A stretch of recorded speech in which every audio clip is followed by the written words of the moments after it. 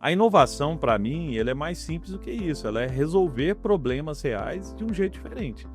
Então, qualquer negócio, qualquer área consegue inovar se você pensar desse jeito. Então, por isso, sempre, inclusive agora que eu tenho dado muita palestra sobre inteligência artificial, o primeiro ponto que eu falo, independente de ferramenta, porque ferramenta é commodity, é qual problema eu estou resolvendo e para quem. E o grande erro das empresas é de tentar colocar IA uma meta. Tem que ter IA na área fiscal, tem que ter IA no RH, sem fazer essa avaliação e focar em resolver problemas específicos. Exato.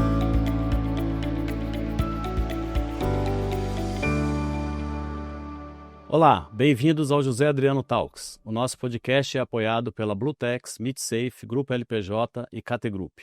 Hoje vamos conversar com Gustavo Caetano, que é fundador da Sambatec, investidor, palestrante e advisor de conselheiro de grandes empresas. Gustavo, muitíssimo obrigado por você ter vindo. Que honra, viu, Zé? Um prazer estar aqui com vocês. Bom demais.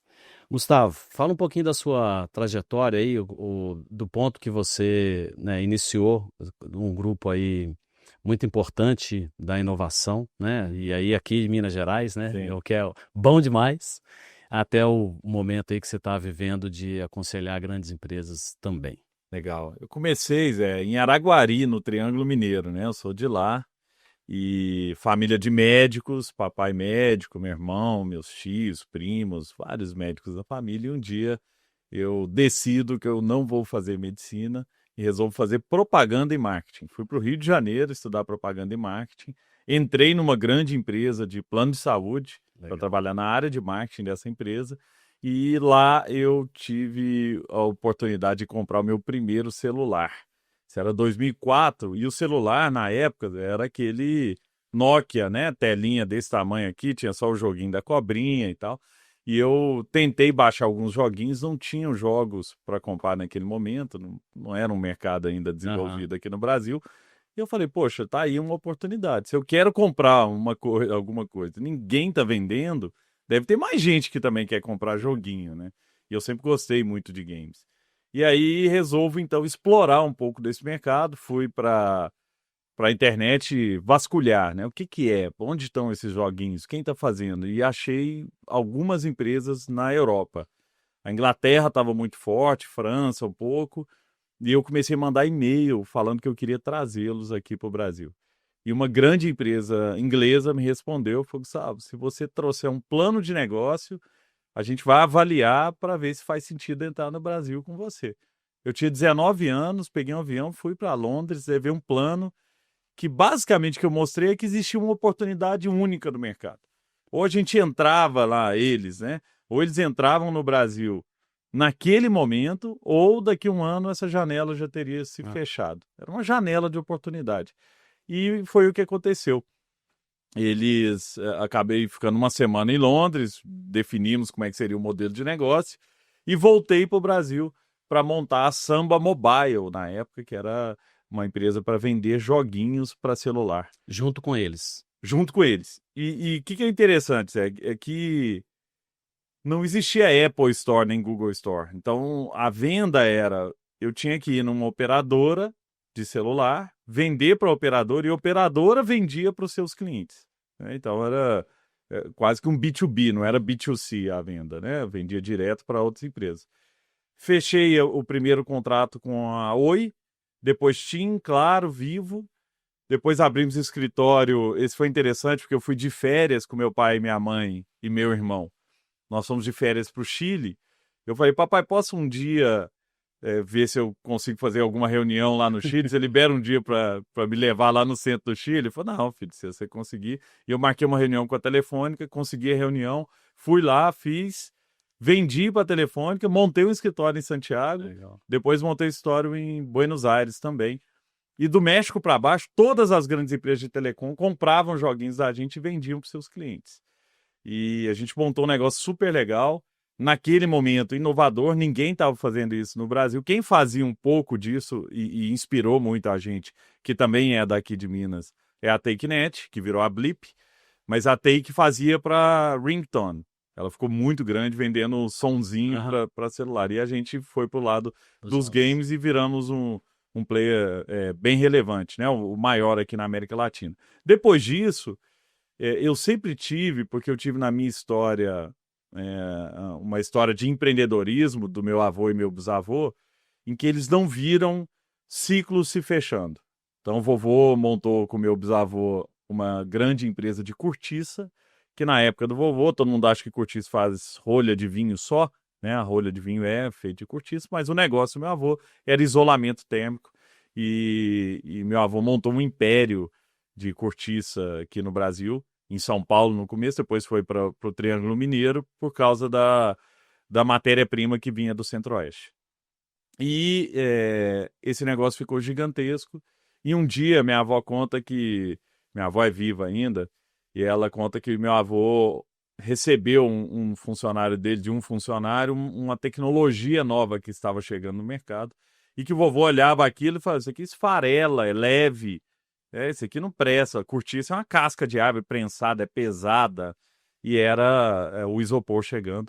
O isopor destruiu o negócio do meu avô, que me deixou uma máquina fotográfica de herança. Então, o que eu aprendi com essa história, Zé? Eu aprendi que a gente tem ciclo, as empresas têm ciclo, e elas precisam se reinventar constantemente. E para isso, para aprender a me reinventar e a reinventar os negócios que eu participo, eu comecei a estudar.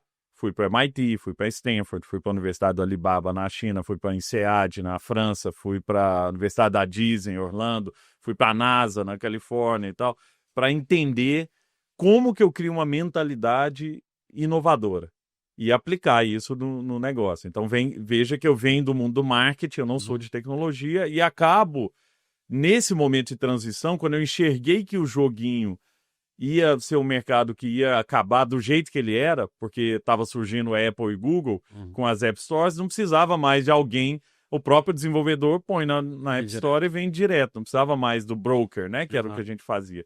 Então, eu entendi que esse negócio tinha um ciclo que estava chegando perto do fim, ainda não estava no fim. E eu fui fazer um curso nos Estados Unidos, no MIT, e lá eu vi o YouTube nascendo.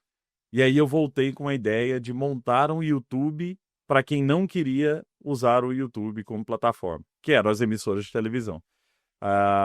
Dando uma resumida na história, contratei um desenvolvedor, porque eu não desenvolvia na época. Ele começou a desenvolver, eu falei, eu quero um negócio igual esse YouTube aqui, só que de outra cor. E ele fez o negócio igual ao YouTube e eu bati nas empresas de televisão. E foi interessante isso, porque eu não conhecia ninguém no mercado de TV. Comecei a ler, tem uma revista que existe até hoje, chama Teletime.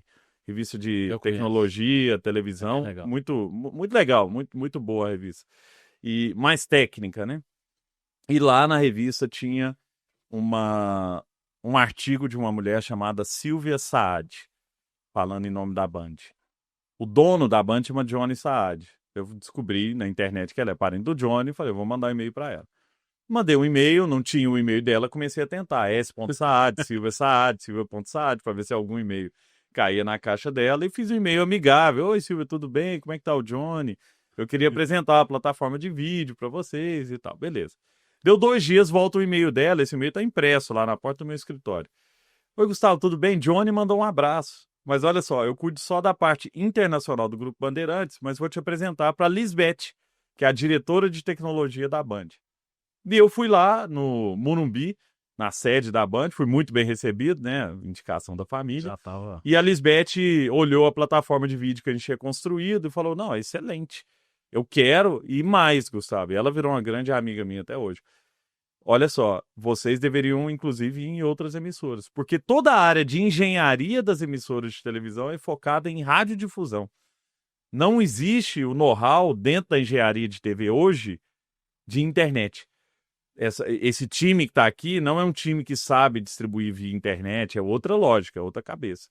E a gente acabou batendo em outras emissoras e nós levamos para o digital Globo, SBT, Band, Record, Grupo Abril com 50 revistas e vários outros grandes grupos de mídia aqui no Brasil, depois na Colômbia, Equador, Peru, México, e a gente cresceu muito nesse mercado de vídeo. A gente fez Copa do Mundo aqui no Brasil, a gente foi homologado pela FIFA para fazer o streaming da Copa para fora do Brasil, para outras emissoras, né, que compravam da gente. A gente fez grandes eventos, chegamos a entregar 1 bilhão de vídeos por mês aqui na América Latina.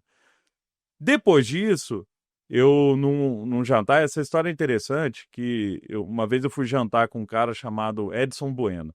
Edson Bueno fundou a Amil, gigante de saúde, já faleceu, mas ele me falou assim, Gustavo, você é um tubarão. Eu falei, obrigado, Edson. Ele tinha me visto numa palestra do LEAD lá do João Dória. Ele falou, pô, você é um tubarão, cara. Eu falei, obrigado. Mas você é um tubarão nadando numa lagoa. Tubarão nadando em lagoa morre afogado. E o que ele estava me falando ali? Você está apostando todas as suas fichas em um mercado que é pequeno, que é de emissoras de televisão.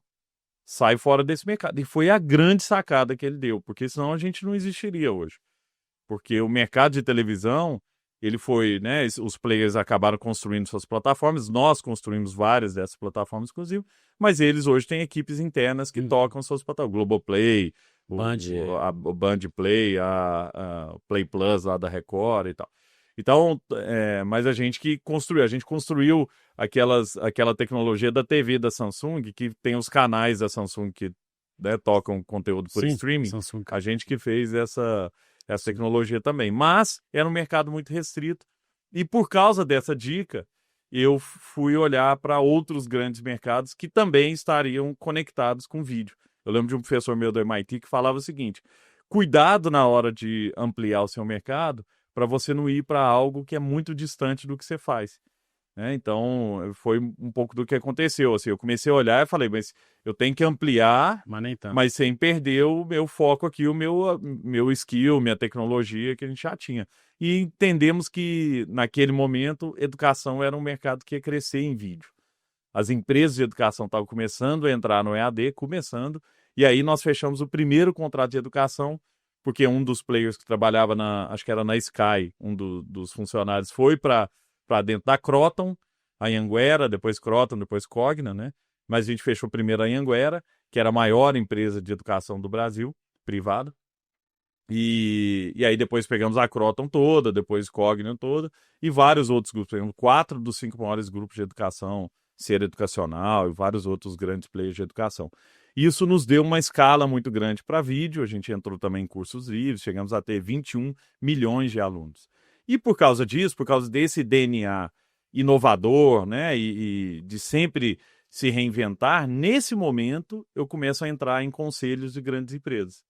Então, eu fui primeiro do conselho da Saraiva, livraria, né, que deu errado, infelizmente, que era uma empresa super legal.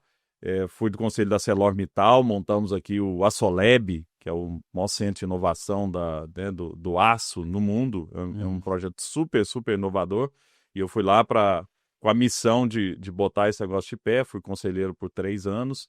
Depois fui para o Instituto Ayrton Senna, estou lá até hoje, como conselheiro lá da Viviane Senna. Espetáculo. CIA, fiquei lá como conselho consultivo por 5 anos, saí recentemente. Estou no conselho do grupo Moura, de baterias Moura, né? Líder absoluto em baterias aqui no Brasil. Fui do Banco ABC, um banco do Bahrein, B2B em São Paulo, do Grupo Real, de Uberlândia, empresa de autopeças, distribuição de autopeças. Então, diversos mercados. Mas a minha função dentro desse conselho é trazer um pouco desse perfil empreendedor e inovador.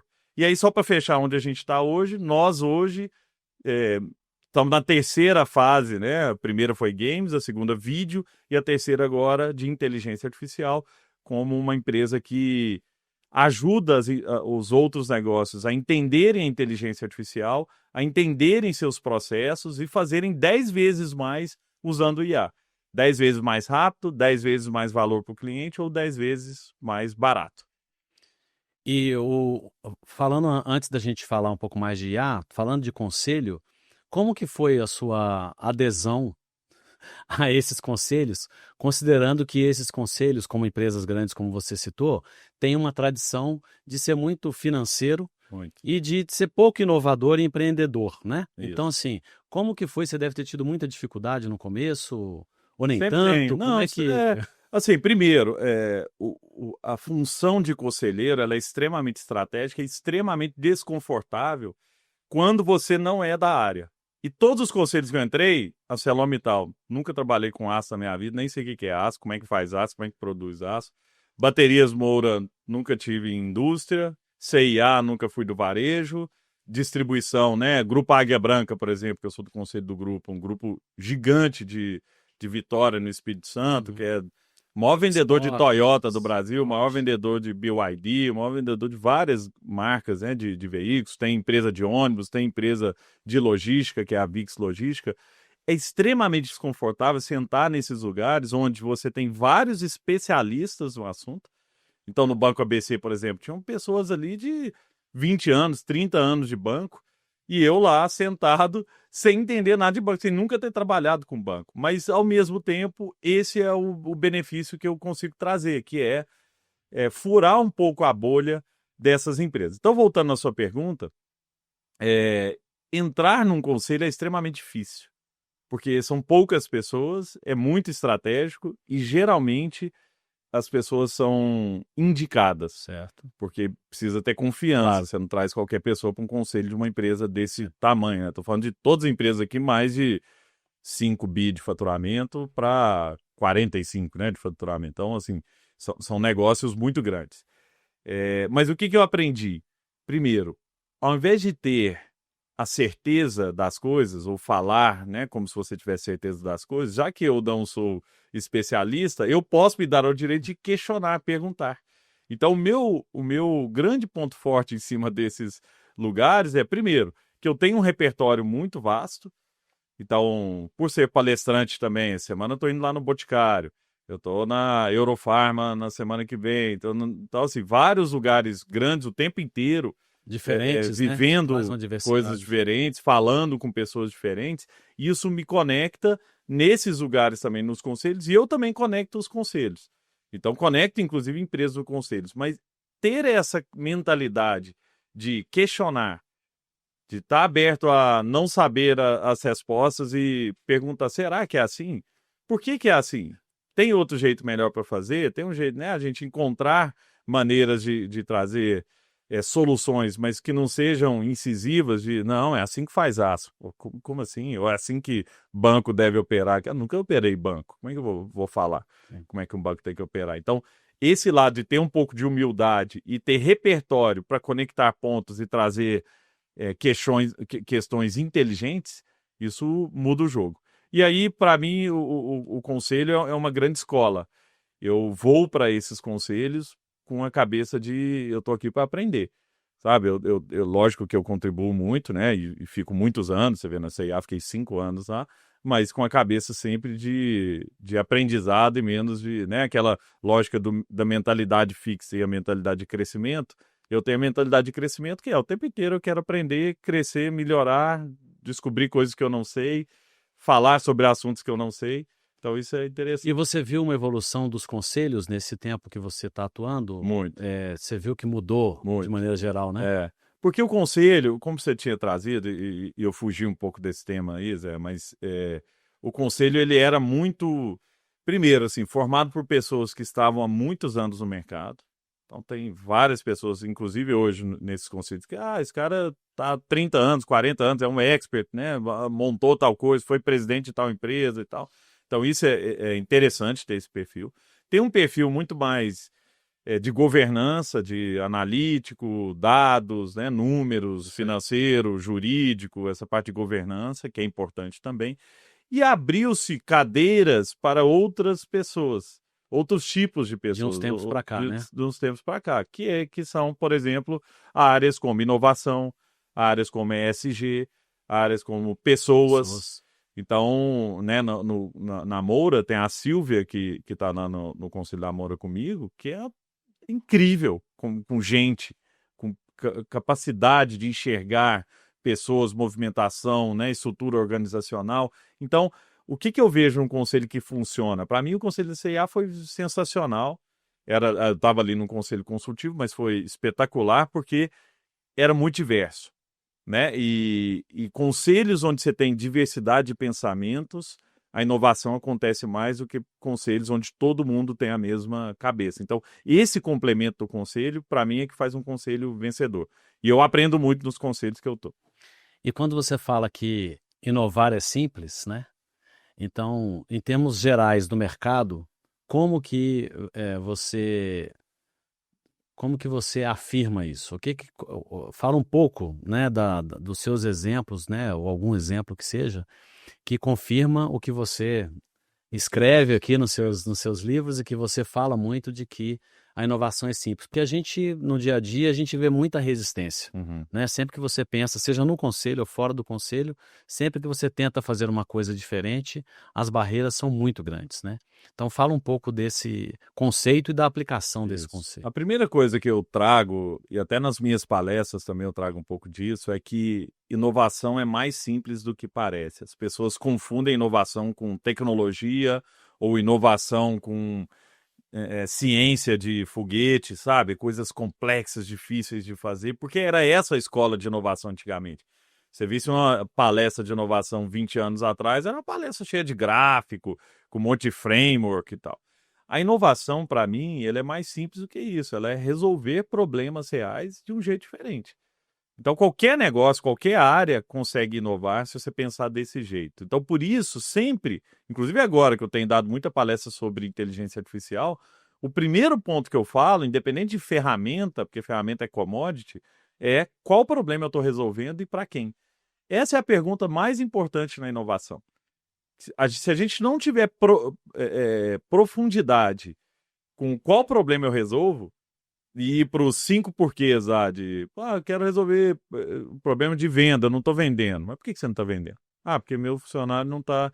Mas por que ele não está fazendo isso? Ele não está ligando o X, mas por quê? Ah, porque não tem processo para ele. Por que não tem processo? Isso aqui, aí você acaba achando a causa raiz, que é a inovação. E eu acredito muito no poder das pequenas inovações, que fazem algo muito maior. Foi muito o que a gente fez na CIA, por exemplo. A CIA fez se você olhar nos últimos anos, a CIA é a empresa que mais cresceu na Bolsa e no varejo, né, nos últimos 2 anos, porque fez uma revolução interna. Mas nada de projetos gigantescos. Eram pequenos projetos, mas projetos onde as batalhas eram muito bem escolhidas. Então, esse é um outro ponto também. Na hora de escolher os problemas que você quer resolver, pensa em inovação, não. Pensa assim, eu quero resolver um problema de um jeito diferente. Tá, qual o problema que eu quero resolver? Pensa em qual o problema que, se eu resolver, ele mexe o ponteiro da empresa. Por quê? Porque muitas vezes o que as pessoas fazem é caçar vagalumes. Caçar vagalumes, você fica buscando vagalume e no final da noite você não conseguiu caçar nenhum porque você se distrai. Você começa a chegar perto de um, ele apaga, você vai para perto do outro, ele apaga, e você vai para perto. Depois de 2 horas você não pegou nenhum vagalume. E é isso que acontece. Quando você tem um monte de iniciativas soltas, sem estratégia, sem decidir o que gera o maior impacto com o menor esforço, se você não for para esse lugar, você vai para o lugar de grandes inovações caras que nunca acontecem. Essas morrem rapidamente. Isso é o que eu vejo muito dentro das empresas. Aquelas, precisamos transformar a empresa. Não é assim. O Elon Musk tem uma teoria que é a teoria dos primeiros princípios, que é você pega coisas grandes e complexas e tradicionais, sempre existiram daquele jeito, e quebra aquilo nos primeiros princípios, quer saber por que isso é feito assim? Existe outra maneira de fazer? Tem um jeito melhor ou mais barato para a gente fazer isso? E ele pegou uma empresa de foguetes, que a NASA gastava 1,5 bilhões de dólares para fazer um foguete, e a SpaceX gasta 70 milhões de dólares para subir um foguete para o espaço. Por que isso acontece? Porque ele pegou um foguete e desconstruiu um monte de coisa. O foguete não pode voltar para a Terra. A história do foguete não dá ré. Ele falou, mas por que não pode dar ré? E foi engraçado, que quando eu estudei na Singularity, que é dentro da NASA, na Califórnia, um dos professores é muito amigo do Elon Musk. E ele falou assim, o Elon Musk estava lançando naquele momento um projeto que existe, inclusive eu conheço muito, eu sou muito próximo do CEO desse projeto, que chama-se Hyperloop. Hyperloop é um projeto de trem que vai a vácuo. Então a ideia é que você possa ir de São Francisco a Los Angeles em minutos, ao invés de horas, né? E é mais rápido que avião, inclusive. Tudo bem, ele criou o conceito, ele fez um modelo meio open source, podia gente do mundo inteiro trabalhar nesse conceito e tal. E aí esse professor, que é um gênio, esse professor cuidava da parte toda de inteligência artificial do Google. E ele falou assim com Elon Musk, mas como é que você vai frear esse negócio? Esse negócio anda 1.800 km por hora, na hora de frear você vai espatifar, todo mundo tá lá dentro. Aí o Elon Musk, é um problema mesmo, nós temos que resolver. Então assim, para ele, esses problemas não são empecilhos. É tipo, mas como é que você vai fazer pro foguete dar ré? Vamos ter que resolver. Vamos ter que resolver. Porque muita gente para aí. Fala assim, não tem jeito, o foguete não pode dar ré, acabou. E acabou o Aí projeto. não faço mais o projeto. Não, isso aqui sempre foi assim. Toda empresa do nosso mercado foi assim, ninguém resolveu isso diferente. Aí vem o Nubank e faz uma abertura de conta via celular. Nenhum banco tinha feito isso antes. Todos têm tecnologia.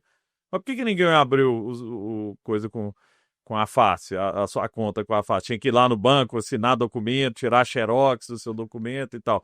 Porque todo mundo tinha o mesmo princípio, que não tem jeito de fazer de outro jeito. Até que vem alguém e fala, pô, mas por que não tem? Vamos refazer, né? E a inteligência artificial ajuda o quanto nessa inovação mais simples?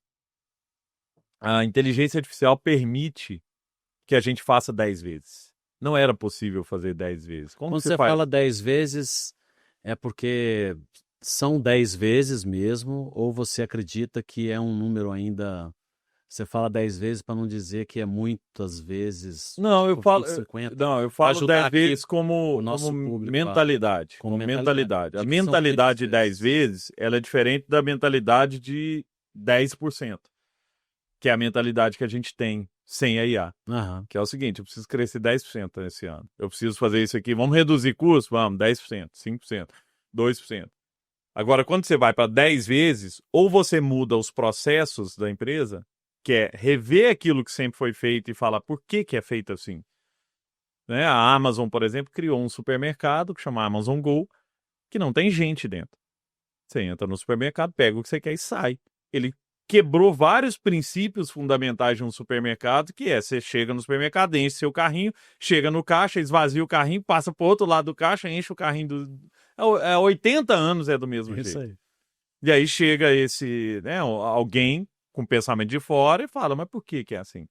E questiona os primeiros princípios daquilo. Então, eu acho que esse é o ponto principal de pensar em 10 vezes. É olhar para aquilo e não pegar, porque o que muita gente tem feito com IA é pegar o que é feito hoje e colocar IA. Você não consegue esse ganho se você fizer do mesmo jeito. Outra coisa é falar. Outro dia eu entrevistei o diretor de inovação do iFood para o meu podcast. Aí ele falou assim, hoje 95% das vezes que você fala com o atendente do iFood, no chat lá de suporte, é robô que está te atendendo. E você não sente. E eles fizeram 10 vezes mais rápido. Mas sabe por quê? Porque eles mudaram completamente. Eles refizeram toda a lógica. E não falar, ao invés de ter um call center, vamos botar um robô. Não, por quê? Porque o robô tinha que estar conectado com a entrega. Para saber, o motoqueiro está indo em tal lugar, ele está chegando aí. Não, ele tentou ir na sua casa, mas voltou porque não tinha ninguém. Se você não criar um esquema onde tudo tem que ser refeito para que a IA possa trazer os 10 vezes, você não chega em 10 vezes. Então, duas coisas importantes e primordiais para o pensamento de 10 vezes. Primeiro é mudar processos, rever e quebrar esse processo, substituir coisas que sempre foram. Mas por que é assim? Por que tem gente aqui? Por que eu tenho uma pessoa fazendo esse negócio que é um gargalo? Por que eu tenho uma assinatura aqui? Por que isso aqui não é automático e tal? E o segundo ponto é tecnologia.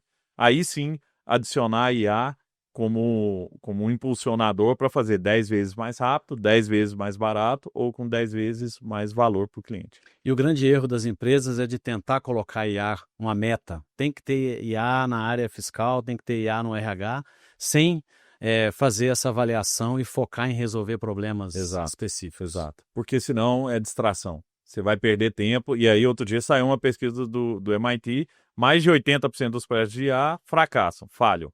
Esse número é até maior, acho que é perto de 90%. Então, mas por que falham? Escolhas erradas, escolhas estratégicas erradas.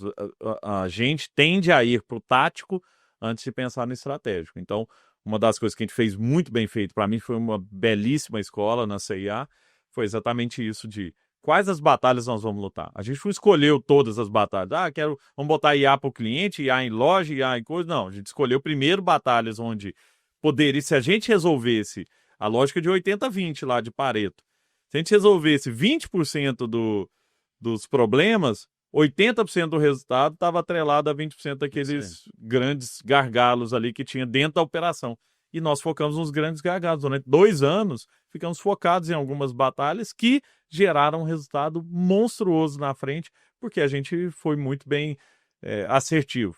Mas, de novo, escolhemos bem a batalha, o que mexe o ponteiro, maior impacto, menor esforço, porque tem coisas, por exemplo, principalmente, José, empresa tradicional, empresa que existe há muito tempo, empresa que é grande, você tem um monte de legado. Você não pode chegar e falar, desliga tudo isso aqui, vamos começar do zero. Não, você tem que manter um monte de coisa, banco de dados, servidor, um monte de sistema, para rodar essas empresas por trás, tem 30, 40, 50 sistemas diferentes, Oracle, SAP, não sei o quê, tudo misturado, um plugado no outro e tal. Então não é um negócio fácil como numa startup é mais fácil. Claro. Então, se você não escolher bem as suas batalhas, você vai se perder no meio desse caminho. Porque no meio do caminho o legado vai te parando e os glóbulos brancos dentro da empresa vão te parando, que são aquelas áreas que estão ali para defender o organismo, mas que matam a inovação, como o glóbulo branco no nosso corpo. Tudo que é estranho, o glóbulo branco é a defesa do organismo. Meu pai é hematologista. O papai fala assim, entrou um vírus da gripe, o glóbulo branco fala, tem um corpo estranho aqui, vamos destruir. Ele vai lá e começa a agir para tirar aquele vírus. Dentro da empresa, a mesma coisa. Se você não criar um DNA na empresa que aceita a inovação, aceita a experimentação, aceita o novo, o que acontece é que tudo que vier de novo e diferente, mata. Isso aqui não pode, o jurídico vai vetar, o RH vai vetar, ou não sei quem vai vetar. Por quê? Porque, não, isso aqui é risco. Mas se a gente entender que parte do processo de inovação é experimentação, teste, hipótese, colocar tecnologia, mudar processo, mas de um jeito em que eu sou cirúrgico, eu pensei em qual problema que eu vou resolver, faço a experimentação, testo, valido e aí eu escalo. Se você não fizer isso, pequenas vitórias, você vai para um caminho de destruição, que é precisamos virar outra empresa. E você falou uma frase que acontece muito, eu tenho ouvido muito como consultoria lá na Samba. Precisamos usar IA. Aí a primeira coisa que eu pergunto é para quê? Você quer resolver qual o problema? Ah, não, precisamos melhorar lá atendimento, mas melhorar quanto? Melhorar o quê? O que está ruim? A gente chegou num cliente nosso, uma grande faculdade, nos chamou para olhar IA para gerar mais leads. Ah, precisamos botar IA para gerar mais leads no site e tal. Beleza, foi nosso time lá para dentro e a gente sempre começa com uma consultoria para entender a fotografia do seu negócio, porque não adianta eu propor alguma solução se eu não entendo como é que você está hoje. Entendemos o negócio e falou, não, você está gerando muito lead. O problema é que você não qualifica os leads. Você está com 400 leads parados aqui por semana. E você não tem vazão. Então, se eu gerar mais lead, você vai gerar um monte de lead parado. Então, vamos trabalhar para trás primeiro, que é a qualificação automática do lead antes de trabalhar, né, gerar mais na ponta. Então, olha como é que as premissas erradas podem fazer um projeto dar errado. Sim. Porque se a gente vai para geração de lead, eu ia gerar uma frustração gigante do cliente. O cara fala, não, mas eu não estou convertendo nada de diferente. Pô, mas você está com 1.000 leads parados agora, você estava com 400, agora está com 1.000.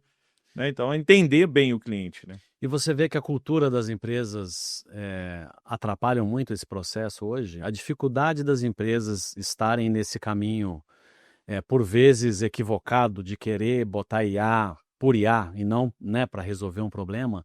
Isso está ligado à cultura, assim, a resistências pessoais ou à cultura da empresa que é mais forte e atrapalha muito disso? Eu acho que tudo que é novo tem resistência. E para todo mundo. O novo é desconfortável. Desconfortável tem resistência. E o que eu tenho visto dentro das empresas? A cultura geralmente é contra o novo. Isso faz parte. Por quê? Porque a cobrança da empresa também é assim. As empresas cobram para que você entregue resultado hoje. Se você precisa entregar resultado hoje, nesse mês, nessa semana, você só vai fazer o que é conhecido. Você não vai gastar nem um pouquinho do seu tempo fazendo o que é desconhecido. Por quê? Porque eu não sei como é que é o output disso. O que vai sair disso aqui. Eu vou continuar fazendo o que eu conheço. Porque não tem espaço dentro das empresas, de muitas empresas, para fazer o novo. A cobrança para cumprir. A cobrança é só do curto prazo. Então, você quer que a empresa pense daqui 2 anos, mas eu não tenho nem um pouco de espaço para hoje. Então, geralmente, o que eu sugiro no conselho das empresas? 70% do tempo do nosso time a gente devia estar focado no Transform the Core. Como é que eu fico melhor, mais eficiente no core? Dentro do core. Vamos para dentro de casa, vamos pegar o back-office aqui, RH, financeiro, jurídico. Como é que eu fico melhor? Mais rápido, mais eficiente, mais produtivo e tal. Beleza, usando IA e processos, né, que eu falei. Sim. 20% do tempo, grow the core. como é que eu expando o meu core? Quem mais que eu posso entregar que está em volta do meu core? Quem faz isso bem? A Porto Seguradora. Porto Seguro tem um serviço chamado Porto Faz, que ela vai lá, arruma fogão na sua casa, troca lâmpada, não sei o que e tal. O que é isso? Ela está em volta do core. Aquilo ali não é o core dela, ela é uma seguradora como core. Em volta do core dela é proteção da família. Aí 20% do tempo do time, a gente tem que estar gastando tempo pensando como é que eu expando o meu core, porque senão não vem crescimento. Só o transform the core, só transformar e ficar melhor no core, não traz mais crescimento. Ele traz eficiência, mas não traz crescimento. Crescimento vem de duas coisas. O grow the core, que é está em volta do core, e o scale the new, que eu chamo, que é teste, escale coisas que você nunca fez. 10% do tempo do time devia estar aí. E aqui que tem muita dificuldade. Só 10% já faria uma Só grande 10%. diferença. Exato. Porque são pequenas experimentações completamente fora do que você faz. Assim, fora, por exemplo, se eu sou uma empresa que vendo produto, eu vou tentar fazer assinatura de produto. Ou vou fazer assinatura de serviço para complementar a minha oferta de produto. Então, esse tipo de mistura, ela é importante, né? No meio. Só que se a gente não tiver uma agenda que reserva tempo e espaço para que esse tipo de coisa, por exemplo, o lá na ponta, os 10% lá na ponta de experimentação, tem que ser um ambiente completamente propício para isso. Propício. Você não pode fazer experimentação com dado da empresa, ou com dado de cliente, ou com algum problema que pode gerar problema no Ministério Público, ou, né? Então você tem que criar um ambiente aqui que suporta essa experimentação por si só. Fala, ó, aqui nós vamos experimentar só com dado fake ou com dado anonimizado e tal, nós vamos fazer esse tipo de experimentação. Ó, validamos a hipótese? Parece que sim. Vamos passar agora aqui para o Grow the Core, vamos ver se a gente consegue colocar isso perto da nossa operação. E depois isso, à medida que isso vai andando, vai entrando para o Core, vai virando parte do Core. Sim. Você vê, não é uma coisa muito difícil, não é um investimento muito alto, né, para que você possa começar a pensar em inovação, né? É só ter o foco adequado e estar bem assessorado também, claro, né? Porque a gente acaba tendo uma tendência de, para quem está curioso e mexendo com IA, né, que a gente conversa bastante sobre isso, parece muito fácil para quem está mexendo ali usando um ChatGPT, um Gemini, um Perplexity, etc. Mas é muito pouco. E tem gente que nem isso está fazendo. Então, na empresa, ele nem tem uma visão do que ele pode fazer, pensando, às vezes, simplesmente num chat, né? Sim. E aí, quando pensa numa situação em que a tecnologia pode resolver, exagerando, absolutamente tudo, e mesmo que parcialmente, né? Fica um ambiente muito, assim, em alguns lugares muito aberto, que faz com que você faça experimentações além do que deveria, né? Como você citou, e outros muito fechado em que você não consegue sequer fazer alguma pequena experimentação, né? Isso. E como que você vê num ambiente acadêmico?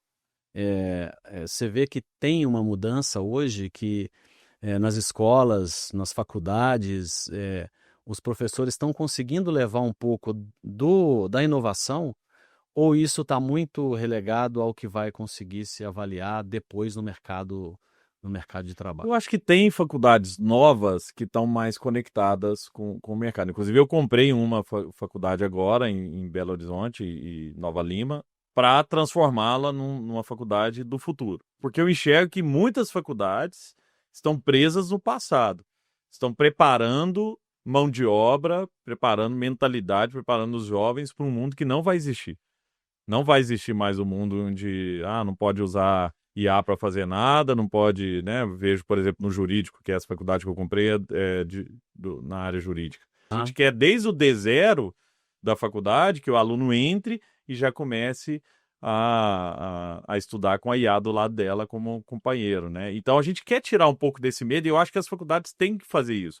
As escolas também, meus filhos estão em idade escolar, têm que trazer a criança para o lado da tecnologia.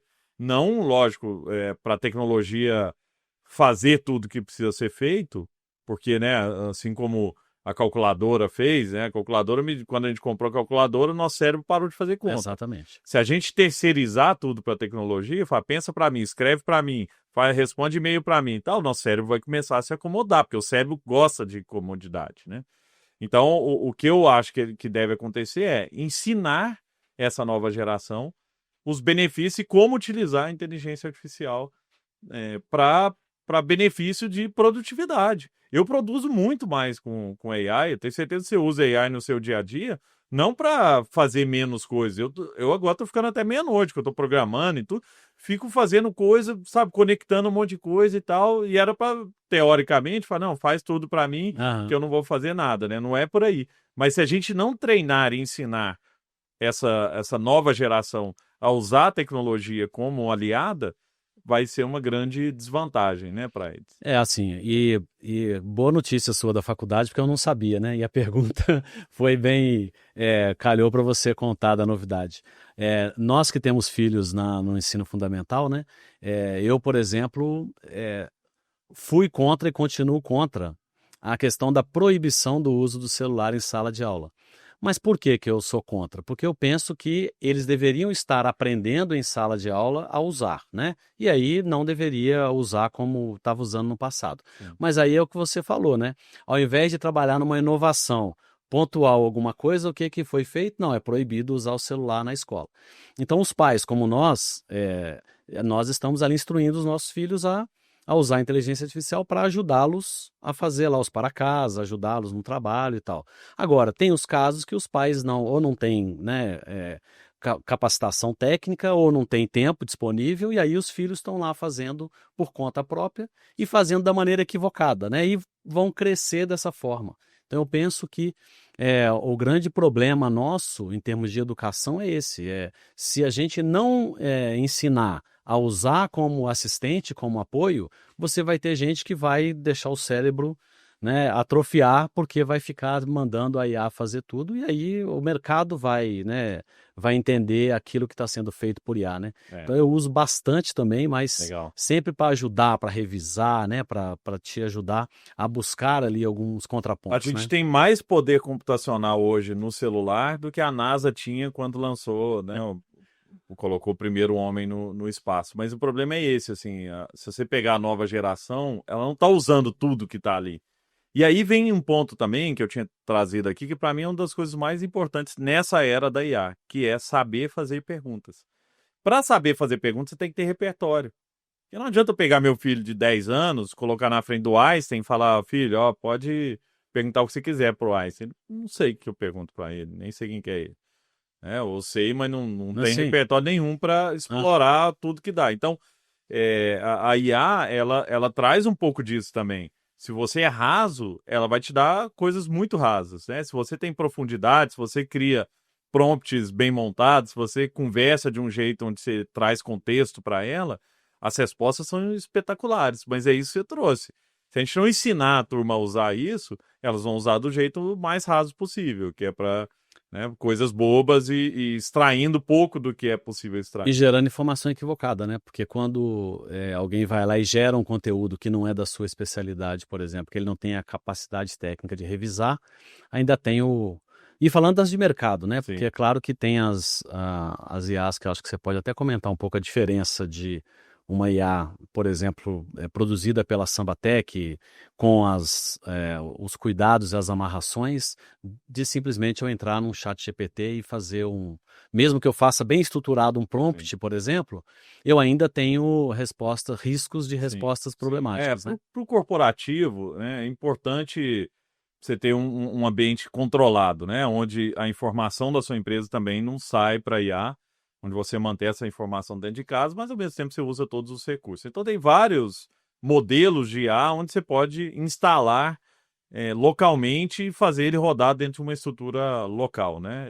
Mas o mais interessante do que isso, e isso é uma onda que está vindo, o ChatGPT e tal, que já veio, mas o que está chegando agora são os IAs, as IAs agentes, né? Que são agentes AI, que são os IAs que fazem coisas de maneira automatizada. Para mim, essa é a grande mudança que vai acontecer dentro das empresas. Assim, o IA ChatGPT, como a gente conhece, ele é legal como conhecimento e tudo, mas ele não é um IA que executa sozinho, apesar de que não sei que dia que vai para o ar, mas está para sair por agora, os agentes de IA da OpenAI, onde você vai poder configurar várias ações que ele faz de maneira automatizada. Inclusive, eu já vi tela que vazou. Deve sair essa semana agora, que a gente está gravando. Mas o que eu acho importante, então, nessa história é que está vindo uma nova geração de IAs aí que vão fazer um estrago, porque essa sim consegue atender cliente, resolver problema do cliente. Então, por exemplo, uma empresa de e-commerce pode ter o atendimento para entender onde está a encomenda do cliente. Se o cliente quer devolver, ele já manda o carro ir lá buscar, o caminhãozinho ir lá buscar de volta, mas Tudo já de fala maneira autônoma. tudo de maneira autônoma. Então ele controla o ecossistema inteiro da empresa de maneira autônoma com inteligência. Então você pensa 24 horas por dia com inteligência executando vários processos. Só que isso tem que ser muito bem montado Claro. para que ele não execute de maneira ruim, né? Porque a IA, em alguns momentos, ela alucina. Se você não controlar bem ela pode.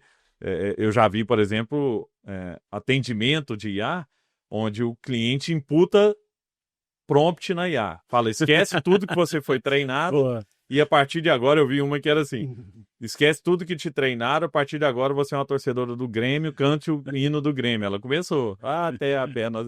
Então acho que isso é um perigo, porque você pode comprar passagem com desconto assim. É isso aí. Imagina, compra passagem pelo WhatsApp. Você fala, ó, agora, a partir de agora, seu prompt é esse aqui, você vai dar 90% de desconto Isso para aí. todo mundo que falar tal coisa. E ele fala e consegue, né? Então, esse cuidado, ele é muito grande. E essa era que está vindo aí vai mexer muito com os negócios como a gente conhece hoje. Eu já nos Estados Unidos, agora no começo do ano, fui numa empresa de fast food, na Wendy's, e fui atendido por um robô. É o robô, o que você quer? Eu quero isso, isso, isso, vai aparecendo na tela, é isso, confirma? Confirma. Pronto, faz o pedido e lá dentro, daqui a pouco, vai ter robô também executando. Uhum. Tem 4 coisas, eu estou escrevendo um livro novo agora, que é A Tempestade Perfeita, que fala de 4 coisas que vão acontecer ao mesmo tempo. Inteligência artificial crescendo exponencialmente, poder computacional ficando cada vez mais barato, que permite que se trafegue mais dados e faça mais cálculo de dados, robótica ficando barata e acessível, e o espaço virando um lugar que pode ser explorado, né? Eu tenho um fundo que investiu numa empresa que faz data center no espaço, está lançando o primeiro agora. Então, esse tipo de ambiente vai gerar uma tempestade perfeita, que são negócios completamente diferentes do que a gente conhece hoje. Como a gente já tem empresas como a Lovable, que é uma empresa de IA, de desenvolvimento por IA, que já vale 4 bilhões de dólares com 45 funcionários. Porque ela já traz esse conceito de IA, né, no seu dia a dia, né, no seu Já DNA. desde o momento da fundação. Muito bom. Gustavo, muitíssimo obrigado por você ter vindo. Grande prazer te receber aqui. Valeu demais. Prazer, Zé. Obrigado, viu? Foi um prazer. Obrigado. Bom, para você que nos acompanhou até aqui, o José Adriano Talks está disponível no YouTube e nas plataformas de áudio. O nosso podcast é apoiado pela Bluetex, MidSafe, Grupo LPJ e KT Group. Hoje, um agradecimento especial à Sambatec e ao Gustavo Caetano. E nos acompanhe nas mídias sociais, @MidSafe, @José Adriano. Nos vemos nos próximos episódios. Obrigado.